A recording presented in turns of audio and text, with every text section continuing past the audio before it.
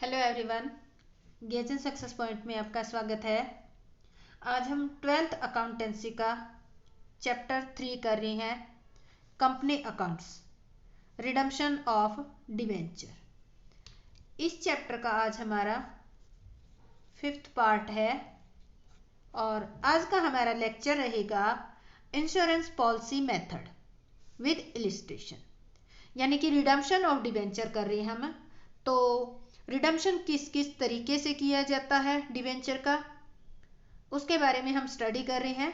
तो उसी के अंदर हमारा एक तरीका है जिसमें हम रिडम्पशन जो कर रहे हैं एक पॉलिसी के थ्रू कर रहे हैं, यानी कि उसके लिए रिडम्पशन करने के लिए स्पेशल एक पॉलिसी लेते हैं। उसकी अमाउंट जो कलेक्ट होती है उससे हम जो है इसको पे करते हैं। तो एक नज़र मार लेते हैं कि रिडम्पशन ऑफ डिवेंचर जो है वो किस किस तरीके से किया जाता है। तो देखो, रिडम्पशन ऑफ डिवेंचर जो है 4 तरीके से कर सकते हैं। कौन कौन सा तरीका है मैं थोड़ा थोड़ा आपको बताऊंगी। इसमें सबसे पहला मेथड है वो है लंप सम पेमेंट। इसके अंदर क्या होता है, लंप सम पेमेंट के थ्रू जो पेमेंट की जाती है। सेकंड जो मेथड है वो मेथड है bye draw lotus,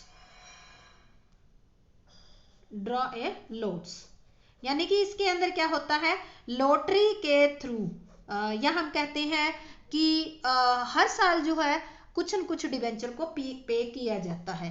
third method आप ये कह सकते हो वो है परचेज डिवेंचर इन ओपन मार्केट।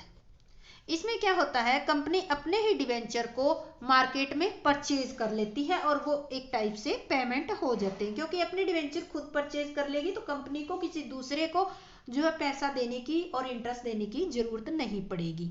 और फोर्थ एंड लास्ट जो है मेथड है वो है बाय कन्वर्जन इनटू शेयर। इसमें क्या होते हैं, जो डिवेंचर होते हैं कंपनी उसको किस में कन्वर्ट कर देती है, शेयर में कन्वर्ट कर देती है। तो वो डिवेंचर न रहकर क्या बन जाते हैं, कंपनी के शेयर होल्डर बन जाते हैं। तो अभी आपने देखा इसके अंदर रिडम्पशन और डिवेंचर 4 टाइप से होते हैं, lump sum, draw lots, debenture purchase in open market और बाय कन्वर्जन इनटू शेयर। अब हम पहला ही मेथड कर रहे हैं अभी तक। पहले मेथड में जो लंप सम पेमेंट होती है वो आप 2 तरीके से कर सकते हो। 2 तरीके कौन कौन से हैं, पहला तरीका आपका है जिसमें हमने अभी इससे पीछे वाले लेक्चर में किया है, सिंकिंग फंड का निर्माण करके कर सकते हो। और दूसरा आप DRR यानी कि डिवेंचर रिडम्पशन रिजर्व जो है वो अकाउंट बनाकर आप पैसा कलेक्ट करते हो और फिर पेमेंट जिस दिन होती है उस दिन इसको कहाँ इन्वेस्ट करते हो, इसको आप इन्वेस्ट कर देते हो। इन्वेस्ट कहाँ कर देते हो, बाहर इन्वेस्ट कर देते हो और फिर इसको क्या करते हो, इस इन्वेस्टमेंट को सेल कर देते हो और जो भी अमाउंट होती है उसको क्या कर देते हो, पे टू डिबेंचर। ठीक है, पे डिबेंचर होल्डर जो है उनको पेमेंट कर दी जाती है। ये तरीका, इससे पहले 2 लेक्चर है उसमें इसी तरीके के थ्रू हमने पेमेंट किया लंप सम वाले में। ठीक है, इसी लमसम में एक दूसरा तरीका और आता है। अगर आप अपनी जो क्योंकि सिंकिंग फंड में हम एक कंट्रीब्यूशन कर रहे हैं हर साल, ठीक है, ये जो फंड है इसमें हर साल कुछ न कुछ अमाउंट का कंट्रीब्यूशन कर रहे हैं। वो कंट्रीब्यूशन सिंकिंग फंड में करने की बजाय कंपनी क्या कर देती है, कई बार पॉलिसी ले लेती है, तो उसको कहा जाता है इंश्योरेंस पॉलिसी मेथड।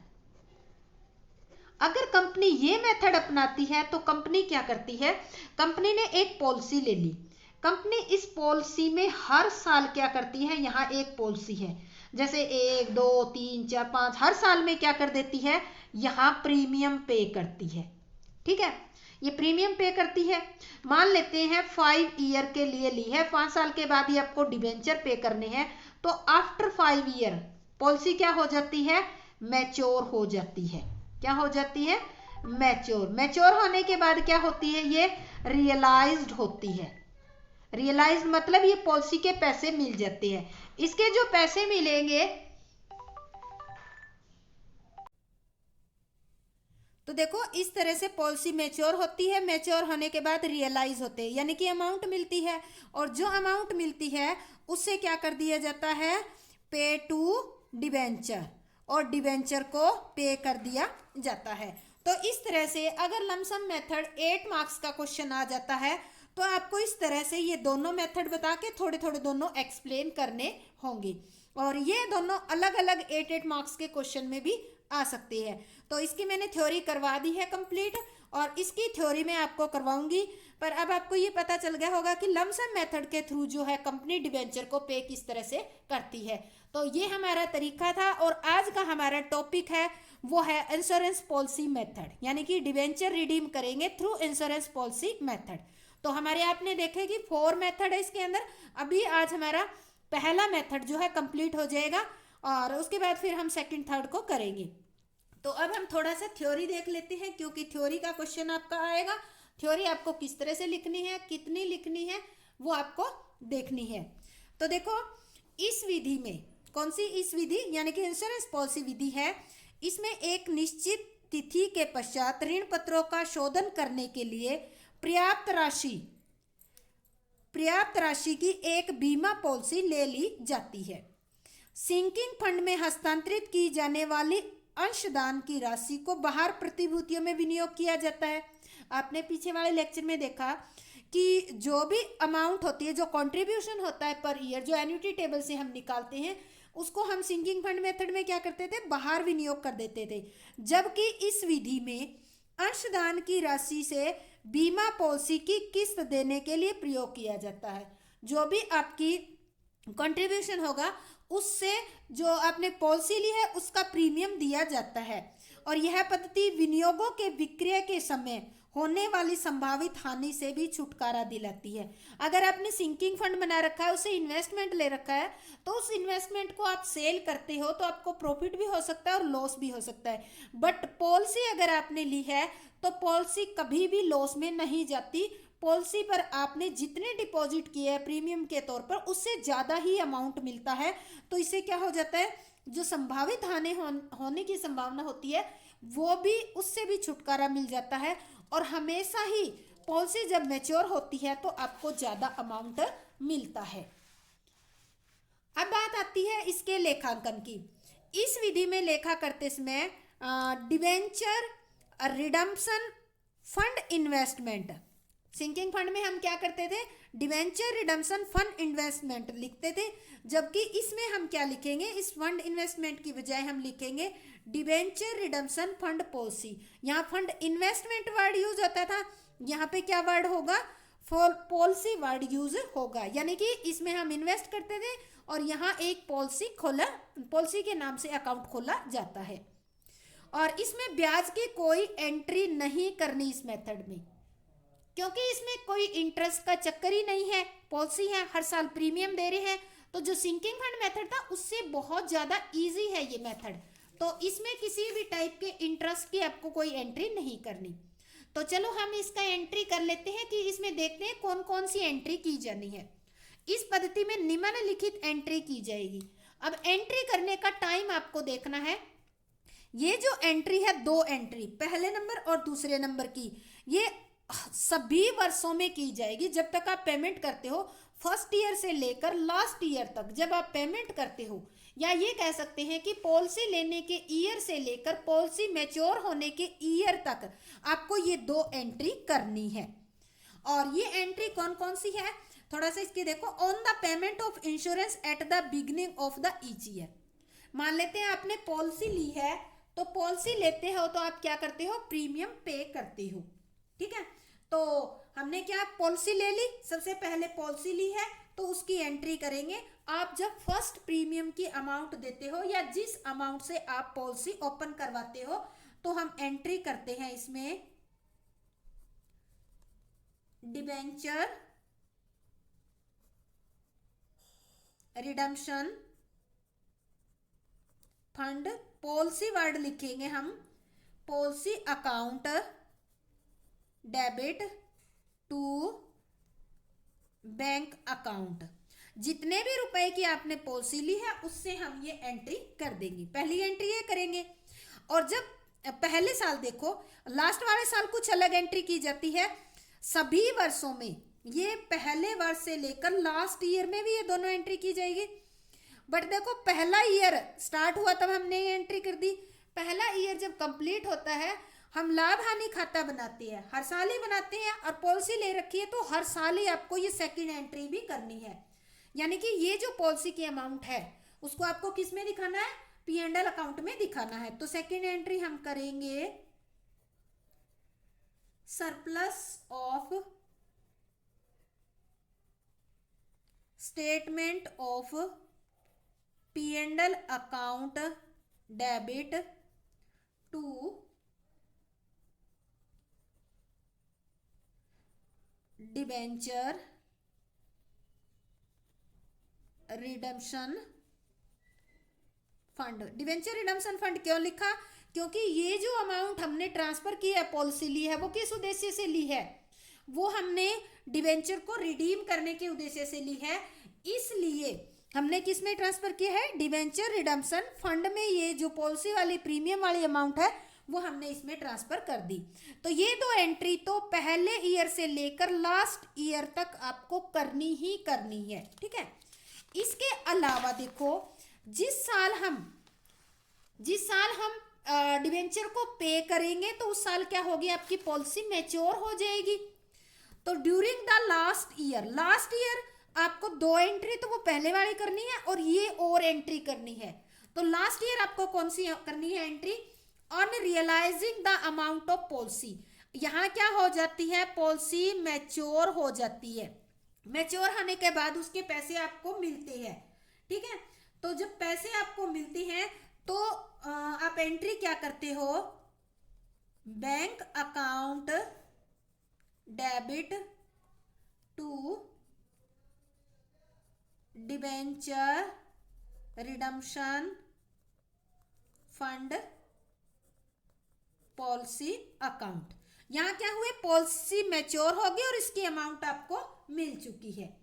अब आप क्या करो, ये जो अमाउंट है वो किस में ट्रांसफर कर दोगे, आप डिबेंचर रिडम्पशन फंड में ट्रांसफर कर दोगे।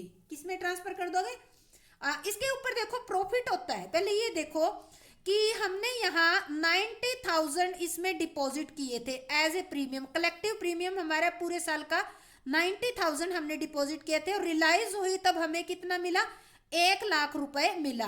तो आपको इस पे प्रॉफिट कितना हो गया, इस पे 10,000 का प्रॉफिट हो गया। वो प्रॉफिट जो है वो कहाँ ट्रांसफर किया जाएगा, इसी फंड में। क्योंकि इंश्योरेंस पॉलिसी अगर आप लेते हो तो इसमें कभी भी आपको लॉस नहीं होगी, ये ध्यान रखना है, केवल प्रॉफिट ही होगा। सिंकिंग फंड इन्वेस्टमेंट आप सेल करते हो उस पर आपको लॉस हो सकती है, बट इंश्योरेंस पॉलिसी अगर लेते हो तो उसमें कभी भी लॉस नहीं होगी, ठीक है। तो अगर आपको इसमें प्रॉफिट होता है तो इस प्रॉफिट की एंट्री आप करोगे। प्रॉफिट की एंट्री हम कैसे करेंगे, debenture redemption fund policy account debit to debenture redemption fund account. तो जो प्रॉफिट हुआ है वो भी हमने किस में डाल दिया, डिवेंचर रिडम्पशन फंड में डाल दिया, जो पॉलिसी पे हमारा प्रॉफिट हुआ। अब हम क्या करेंगे, अब जो है यहाँ हमारे पास पैसा आ चुका है, मान लेते हैं 1,00,000 रुपीज आ गया है और कंपनी को पे भी 1,00,000 रुपीज ही करना है, डिवेंचर पे करना है आपको, ठीक है। तो अब सबसे पहले क्या किया जाएगा, ड्यू किया जाएगा। क्या करेंगे, ड्यू करेंगे, डिवेंचर ड्यू करेंगे। ड्यू करने की एंट्री क्या की जाएगी, एंट्री की जाएगी debenture account debit to debenture holders account, ठीक है। ये एंट्री कर दी जाएगी, ड्यू कर दी जाएगी। ड्यू करने के बाद एक सेकेंड एंट्री और की जाएगी, इसमें डिवेंचर होल्डर को पे कर दिया जाएगा। तो एंट्री करेंगे debenture holders account debit to bank account. तो इस तरह से ये एंट्री करके और डिवेंचर होल्डर को पे कर दिया जाता है। अब आपको पता ही है कि जो हमने यहाँ डिवेंचर रिडम्पशन फंड बना रखा था, उस फंड को जिस तरह से आप सिंकिंग फंड को या DRR फंड को, डिवेंचर रिडम्पशन रिजर्व फंड को आप क्लोज करते थे, सेम उसी तरह से डिवेंचर रिडम्पशन फंड अकाउंट को जर्नल रिजर्व में ट्रांसफर करके बंद कर दिया जाता है और उसके लिए एंट्री की जाती है debenture redemption fund account debit to general reserve account. तो इस तरह से जो भी डिवेंचर रिडम्पशन फंड था उसको जर्नल रिजर्व में ट्रांसफर करके इस अकाउंट को भी क्लोज कर दिया जाता है। तो इस तरह से ये हमारा जो क्वेश्चन है वो बन गया debenture redemption through insurance policy method. तो इसमें अगर ये 8 मार्क्स का क्वेश्चन आ जाता है तो ये जो थ्योरी बताई है और ये एंट्री है ये कंप्लीट करनी है, तभी आपको 8 मार्क्स इसमें मिलेगा। तो इसका अभी हम एक इलिस्ट्रेशन और करके देखेंगे। इलिस्ट्रेशन नंबर 14 DK गोयल की बुक है ये। A company issued debenture of 1 lakh on 1 April 2015। Company ने 1 अप्रैल 2015 को 1 लाख के डिबेंचर इशू किए, redeemable at the end of 3rd year from the date of their issues.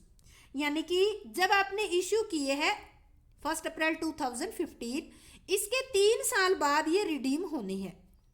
It was decided to make provision for their redemption by means of a 3-ईयर insurance policy purchase on 1 अप्रैल 2015। इन्होंने decide किया है कि ये जो debenture है जो 1 लाख के 3 साल के बाद इनको पेमेंट करना है, तो इसके लिए कंपनी क्या कर लेती है, 3-ईयर इंश्योरेंस पॉलिसी ले लेती है। ठीक है, और लेती कब है, 1 अप्रैल 2015 को, जिस दिन डिबेंचर परचेज किए हैं। फॉर एन एनुअल इस प्रीमियम ऑफ ₹32,000। और कंपनी हर साल कितना पे करती है, 32,000 जो है प्रीमियम पे करती है। Prepare necessary ledger account assuming that the amount of policy was duly realised and debenture were paid. आपको लेजर बनाने हैं और अज्यूम करना है कि पॉलिसी मैच्योर हो गई है और आपने डिबेंचर पे कर दिए हैं। तो देखें इसमें लेजर अकाउंट बनाने इस क्वेश्चन में सबसे पहले हम क्या बनाएंगे, डिबेंचर अकाउंट बनाएंगे। ठीक है, डिबेंचर कब इशू किया आपने, सबसे पहले आपने डिबेंचर इशू किए 2015 1 अप्रैल को आपने डिबेंचर इशू किए। तो हम एंट्री करेंगे, यहाँ पोस्टिंग करेंगे by debenture application and allotment account. कितने रुपए के हमने इशू किए, 1 लाख के इशू किए। पहले साल ये हमने इशू किए। एक साल एंड कब होता है, 2016 31 मार्च को। तो आपके पास CD कितनी है, 2 बैलेंस CD आपके पास है। डिबेंचर तो उतने ही रहेंगे, 1 लाख के इशू किए हैं तो आपके 1 लाख के। ठीक है, नेक्स्ट ईयर ये कितने हैं, 1 लाख के हैं। ये 2016 1 अप्रैल को आपके पास डिबेंचर कितने हैं, बाय बैलेंस BD 1 लाख के ही है। इस साल आपने कोई भी डिबेंचर इशू नहीं किया तो एंड तक आपके कितने रहेंगे, 1 लाख के रहेंगे। तो 2017 31 मार्च टू बैलेंस CD कितने आपके पास डिबेंचर, 1 लाख ही है, कोई चेंज नहीं हुआ। फिर 2017 के अंदर देखो 1 अप्रैल को, 2017 1 अप्रैल CD किस में कन्वर्ट हो जाती है, बैलेंस BD में, बाय बैलेंस BD। डिबेंचर आपके कितने हैं, 1 लाख के ही है। ठीक है, अब देखो first year second year third, first year हमने लिए, सेकेंड थर्ड ईयर आ गया, स्टार्ट हो गया। 3rd ईयर के एंड में इस साल भी 17 के ईयर में कोई भी नया डिबेंचर इशू नहीं किया है तो आपके यही डिबेंचर जो है वो 3rd ईयर कंप्लीट होगा उस दिन क्या कर देंगे, पे कर देंगे। 2018 31 मार्च को ये डिबेंचर पे कर देंगे और एंट्री क्या करेंगे, टू डिबेंचर होल्डर को 1 लाख रुपए पे कर दिए जाएंगे। तो इस तरह से हम डिबेंचर अकाउंट जो है बना लेंगे।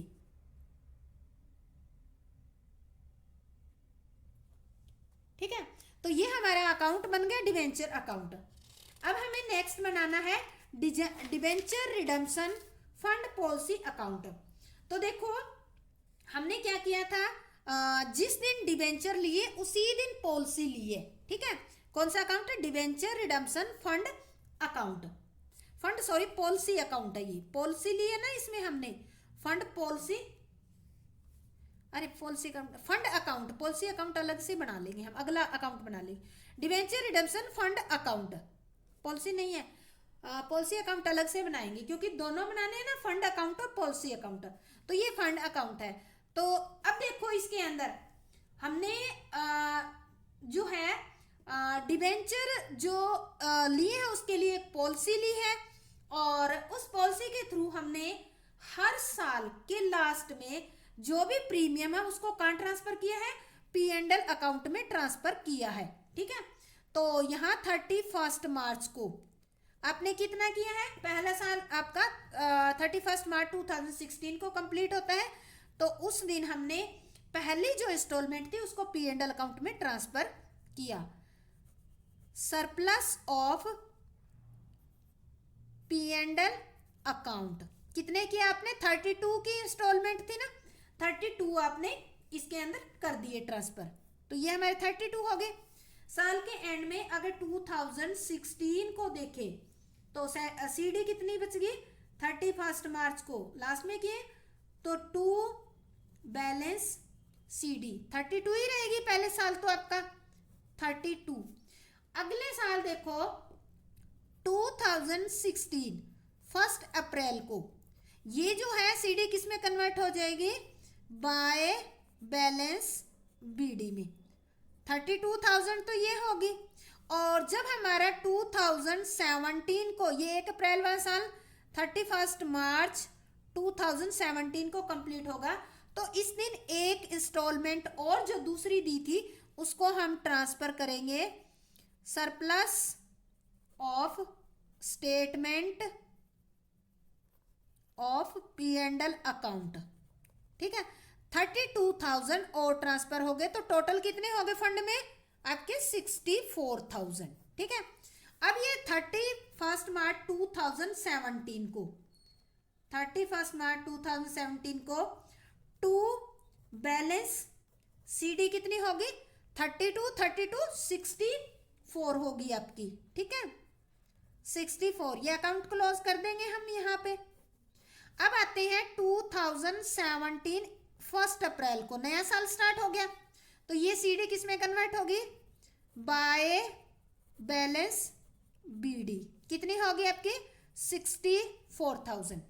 फर्स्ट सेकंड थर्ड इंस्टॉलमेंट पे करेंगे हम 2018 31 मार्च को बाय